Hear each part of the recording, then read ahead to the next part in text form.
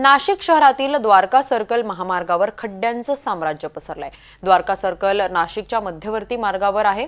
काल तिथे शाह येणार होते म्हणून तात्पुरती डागडुजी करण्यात आली, मात्र आज पुन्हा या चौकातील रस्त्यांची परिस्थिती जैसे थे झाली आहे। या ठिकाणी पडलेल्या रस्त्यावरील खड्ड्यांचा आढावा घेतलाय आमचे प्रतिनिधी किशोर बेलसरे यांनी। आपण पाहूयात। गेल्या 2 ते 3 दिवसापासून नाशिकमध्ये जोरदार पाऊस सुरू आहे। यामुळे रस्त्यांना मोठमोठाले खड्डे पडलेले आहेत। आपण नाशिकच्या या द्वारका चौकात आहोत। या द्वारका चौकात आपण बघू शकतो की कसे मोठमोठे खड्डे आहेत आणि ह्या खड्ड्यांना वाचवून वाहनधारक या ठिकाणावरून जाताना दिसत आहे।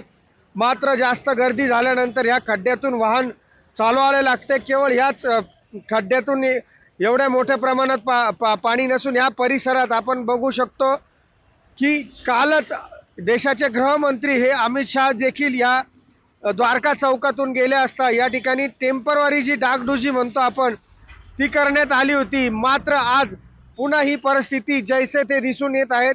मोठमोठे हे खड्डे आहे आणि नाशिकचा मुख्य मुंबईला जाणारा हा मार्ग आहे आणि एका बाजूला पुण्याला जाणारा मार्ग आहे। भर द्वारका चौकात एवढे मोठमोठे खड्डे हे असताना देखील त्याचे काम केले जात नाही। यामुळे नक्कीच एखादा मोठा अपघात घडू शकतो अशी परिस्थिती या ठिकाणी निर्माण झालेली आहे। अजूनही हवामान खात्याने येत्या 2 ते 3 दिवसात पावसाचा अंदाज दर्शवला आहे।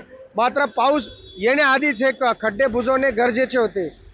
कॅमेरामन अजित सय्यदचा किशोर बेलसरे, NDTV मराठी, नाशिक।